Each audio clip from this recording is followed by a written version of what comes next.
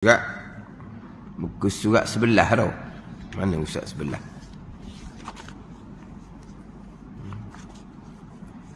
Muka surat sebelah. Tak cuba cari.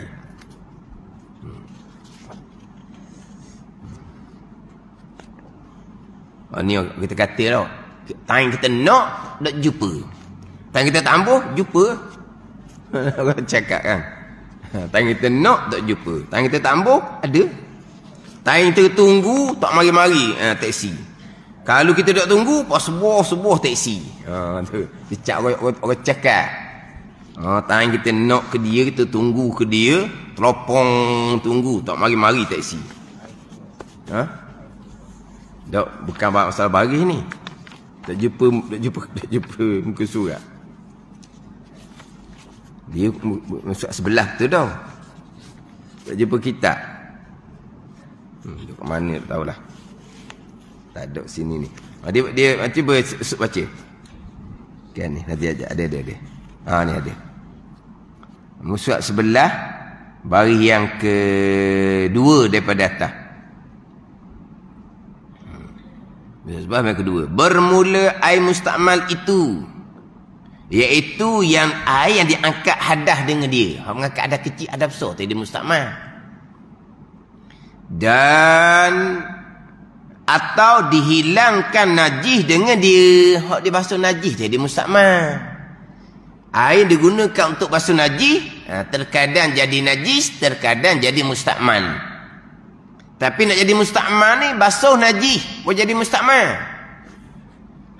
Air digunakan untuk mengangkat hadas. Hadas kecil wuduk, hadas besar mandi wajib. Air basuhan kali pertama yang mengangkat hadas itu jadi mustakmal. Air basuhan kedua tak akan jadi mustakmal. Kalau mandi sunat pagi Jumaat, mandi sunat pagi raya, air bekasan mandi pagi Jumaat, pagi raya, tak akan jadi mustakmal. Sebab bukan mengangkat hadas. Ini comel dia kitab kita ni. Di bawah tu kan.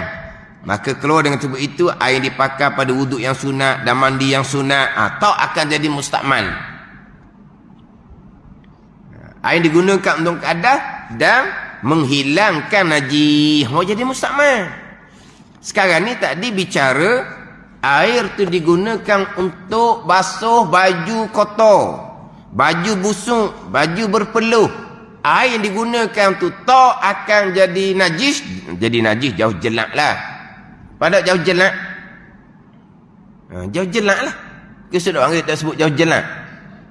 Jauh jelak lah. Tak kena ngena dengan najis. Sebab pakaian tu kotor, bukan najis. Air tak akan jadi najis. Jadi mustamah, dok juga. Patut status air mutlak lah.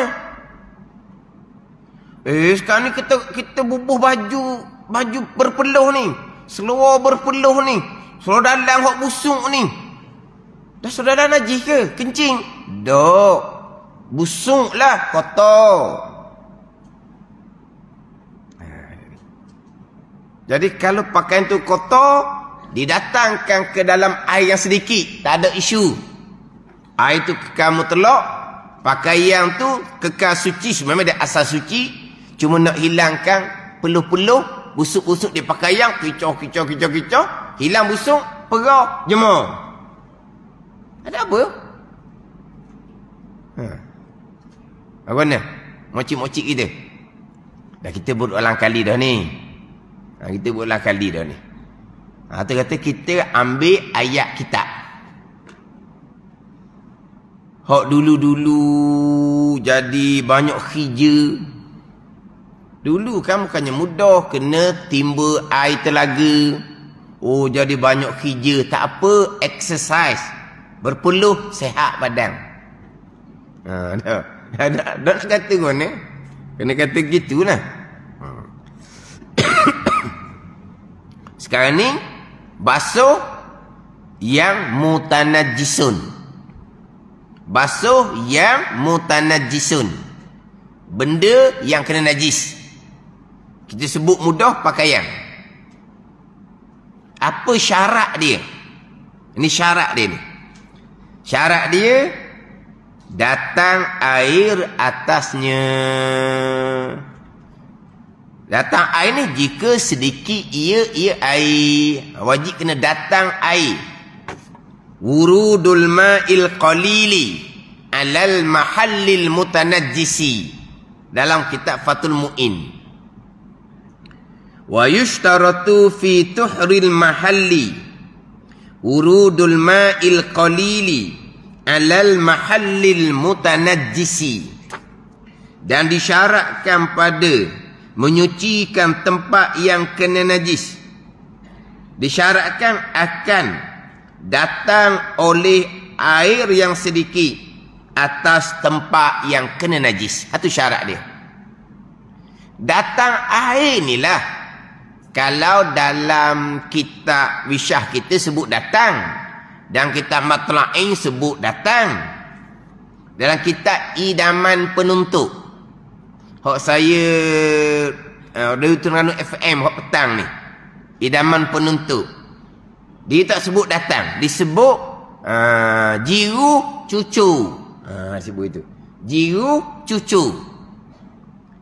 Cucu tu dia kata orang utara kan itu dia jawab kurungan gitu. Saya lupa nak bawa kitab Idaman Penuntut tu.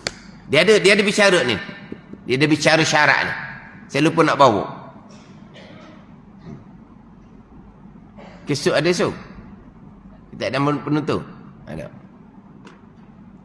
Datang air ni diterjemah dengan jiru cucu.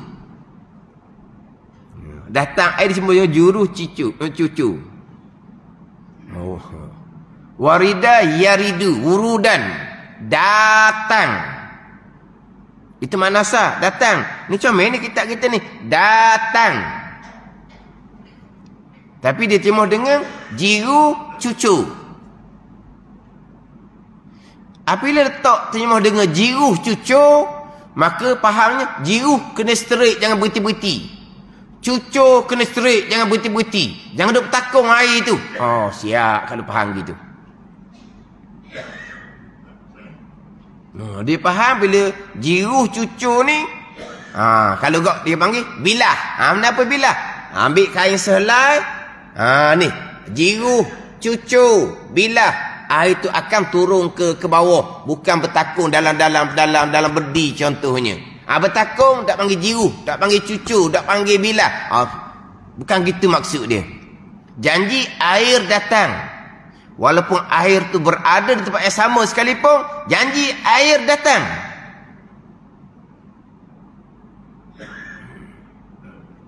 Di sinilah tak faham bab mesin basuh ni. Air datang ke tidak? Memang air datang. Sebelah atas ke, sebelah tepi ke, sebelah bawah ke, janji air datang. Tapi air bertakung tempat yang sama. Apa masalah? Janji air datang. Jangan bertambah-tambah mana? Air datang. Tapi bila tukar pada jiru cucu, dia akan faham air itu akan bergerak. Jangan bertakung tempat yang sama. Tak betul sangat-sangat.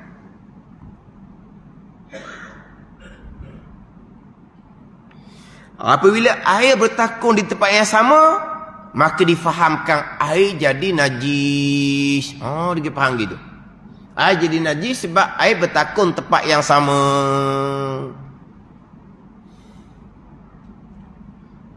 Air akan jadi najis hanya apabila berubah. Bukan kerana air bertakung tempat yang sama bersama dengan pakaian kena najis air dan tidak. Janji air datang. Yang pertama, syarat dia, jirim najis dihilangkan. Itu syarat yang pertama. Masa bicara bab basuh najis dahulu. Kan basuh najis dahulu kan? Bermula kaifiah membasuh najis jika ada air ni, hendaklah dihilangkan airnya dahulu, ini jirimnya. Jirim kena buang. Jirim najis kena buang.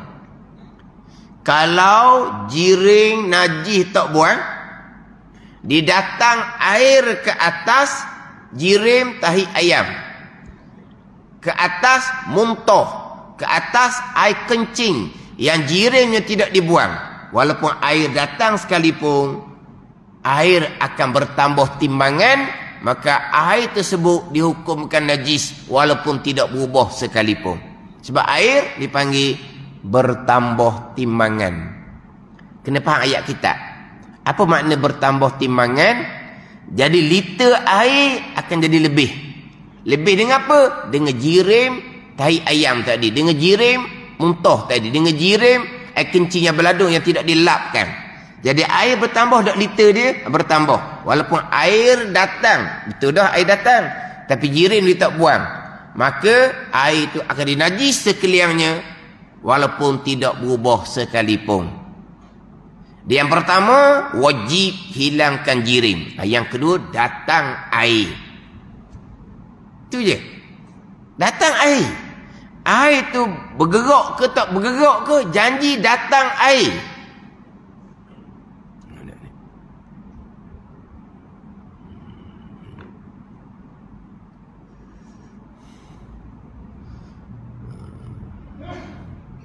Dia ada bicara hak air yang tenang dengan air yang berlari. Ada.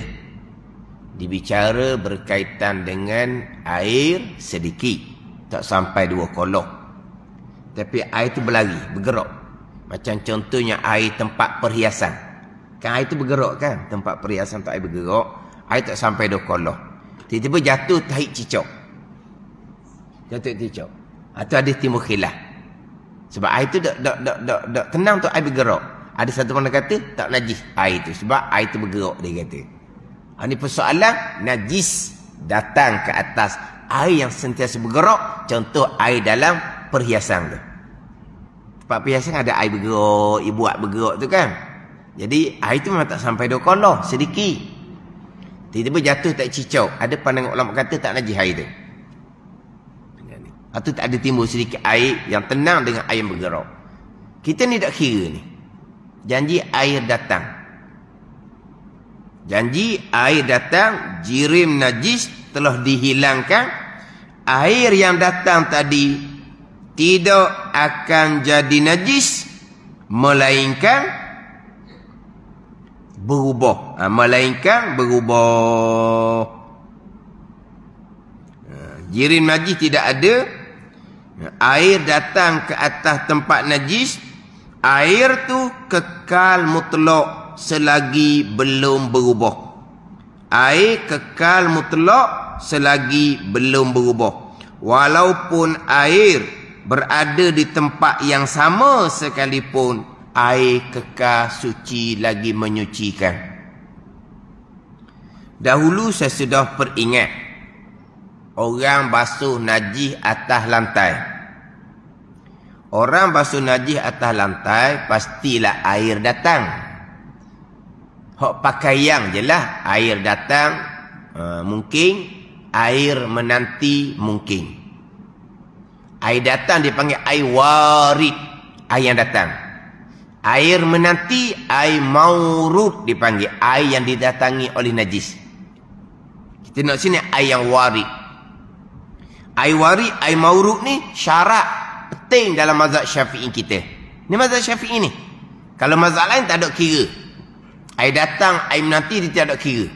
Selagi tak berubah, air itu tak akan dihukumkan najis walaupun air yang sedikit didatangi oleh najis. Ini cerita mazhab Syafi'i yang paling cermat dah ni. Jangan berlebihan lah. Dahulu saya sudah peringat. Najis atas lantai. Yang pertama, buang jirim najis. Lepas buang jirim najis, kita pun datang air. Memang kita akan datangkan air. Jangan sesekali kita faham air tu kena sentiasa bergerak dengan bahawa ceret air tu sentiasa kita tuang. Kita tungging. Air getah kena sentiasa buka air pahit tu. Biar air sentiasa bergerak. Dia kata tak boleh air berhenti tempat yang sama. Oh, kalau buat gitu go, punah ranah lah. Ada ni. Di latar masih lagi ada sifat najis banyak lagi di latar ni. Jadi bila kita datang air kali pertama tu, kita pun gosok, berubah dah air tu. Berubah. Sebab sifat najis kuat lagi di lantai tu. Maka air tu hukum najis. Tapi oleh kerana ceret air ni kita tuang, air najis ni ke mana? Air najis ni ke mana ni? Faham tak ni? Air najis ni akan ke depan. Akhirnya, hak berubah dengan najis permulaan tadi, hilang dah berubah. Sebab disusuli dengan air lain. Air tu tetap hukum najis selagi tak sampai dua kolok. Jadi air najis tu gimana? Air najis tu pak ke depan mana? Dia wak gitu bahaya. Ada kerja gitu. Sebab ada orang faham, cucur jiruh air jangan berhenti. Kalau berhenti je tak jadi. Dia faham gitu. Boleh terima letak makna cucur jiruh, bilah pun boleh terima. Tapi jangan lari daripada maksud kitabnya datang air. Tu je maksud kitab. Wurudul ma'il qalil, datang oleh air yang sedikit, alal mahallil mutanajjisi, atas tempat yang kena najis. Datang, sudah. Tapi dia faham air kena bergerak. Jadi menyebabkan air yang berubah mula-mula tu akan ke depan. Lepas tu macam mana nanti ya? Maknanya kita buang jirim najis atas lantai, kita pun datangkan air. Saya sebut datang, saya tak sebut cucu je, saya tak sebut, takut salah faham. Datang air ke atas tempat najis. Maka air yang bertakung di tempat najis itu air yang sedikit. Air yang sedikit itu sudah bersentuh dengan najis yang ada di lantai. Adakah air sedikit itu automatik menjadi najis? Tidak. Sebab air datang. Ini faham kata jadi najis lah. Sebab sudah bersentuh dengan datang najis. Tidak. Sebab air datang. Kita pun gosok latar tu, berubahlah air tu dengan sifat najis di lantai. Maka air tu air yang mutanajjisun, air yang najis. Tapi air najis tu duduk tempat yang sama, mudah kita jaga. Kita pun ambil kain, kita pun lap air najis tu. Lap air najis kena jagalah, jangan air najis tu bertitik sebab dia najis. Kita pun pergi basuhlah kain yang kita lap air najis tadi, kain tu menjadi najis lah sebab dia lap air najis. Kita basuh kain tu. Okey, kita basuh. Suci balik dah kain basah tu. Kita letak semula kain tu di tempat kena najis. Tapi jangan sesekali kain basah tu bersentuh dengan tempat najis. Jangan bersentuh tempat najis. Jauh sikit. Jangan bersentuh. Kalau kain yang basah yang suci tu bersentuh dengan tempat najis, maka najis akan berpindah di kain tu, jadi najis lah kain tu. Letak jauh sikit daripada tempat najis. Kita pun datang air kali yang kedua. Di tempat najis tu sifat macam tak ada dah lah. Kalau kita kata kok habis dengan air yang pertama, kita pun datang air kali kedua. Latar masalah hukum najis. Air yang sedikit bertakung atas tempat najis, air takkan jadi najis. Air tu pula oleh kerana kita curah banyak sikit, dia bersentuh dengan kain hak basah yang kita bertepi. Kain yang basah pun tak akan jadi najis. Kita pun gosok lantai tu, tak ada dah sifat najis. Air tidak berubah.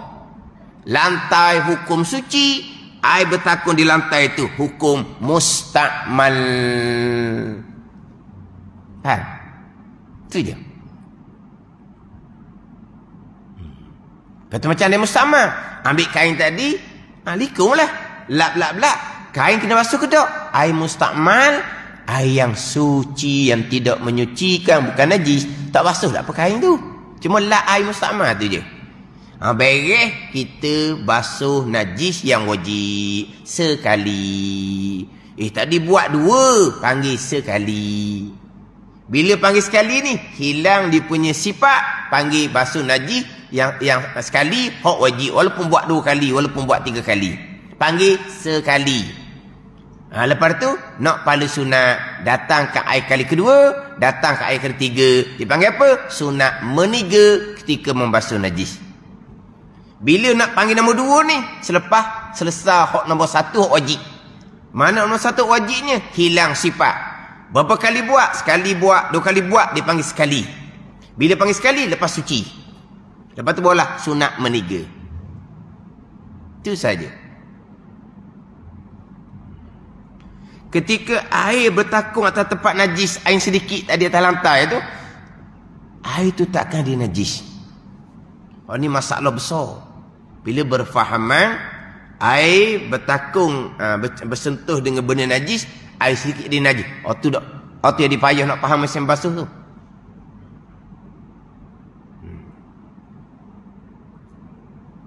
Tu kalau hak latar, hak najis. Kalau pakaian macam mana?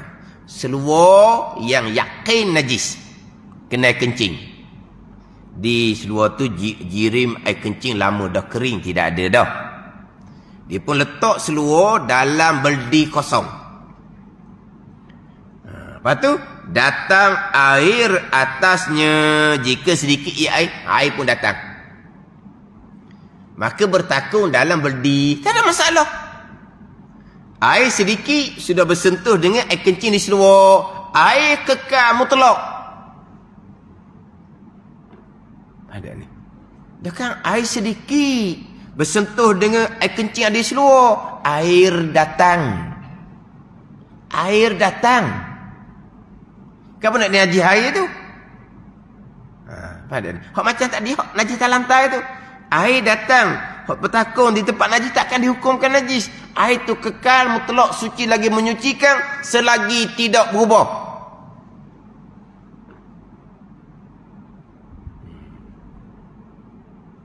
Jadi bila datang air ke dalam air satu beldi tu, air takkan jadi najis. Walaupun air sudah bersentuh dengan air kencing yang kena di seluar tu. Air tu kekal mutlak suci lagi menyucikan. Dia pun kicau seluar, hilanglah sifat air kencing di seluar. Air beldi itu tidak berubah. Seluar hukum suci, air beldi itu hukum mustakmal bagai. Sesat wajib. Lepas tu nak meniga, tak apalah, ambil air kali kedua, ambil air kali tiga, sunat meniga. Gitu je. Air yang kita buat kedua ketiga tu, kita boleh sipang air tu. Sekarang ni seluar tu suci dah. Kali yang pertama beres dah. Kencing sikit je bukan kencing dalam seluar. Kencing dalam seluar meleleh di kaki seluar tu budak-budak. Hak ni kencing yang tak puas, ada terkeluar pula daripada tu. Tak banyak lah, berapa titik je. Maknanya dengan kicau-kicau dengan air satu beldi tu, air takkan berubah punya. Air jadi mustakmal. Air mustakmal boleh sipang, ada apa-apa. Bukan air najis. Kemudian dia ambil kali kedua, air kali kedua tengok sunat ni. Air kedua tu tiga tu, biarlah dia bertakung dalam beldi. Sebab air dalam beldi tu kekal mutlak, boleh guna basuh najis pakai yang lain pula. Sebab basuh kali kedua ketiga bukan basuh najis dah. Hak mustakmal ni air digunakan untuk basuh najis. Kali kedua ketiga pakai yang suci dah, bukan basuh najis. Air tu kekal mutlak. Kenal kok molek air mutlak, air mustakmal, air najis ni.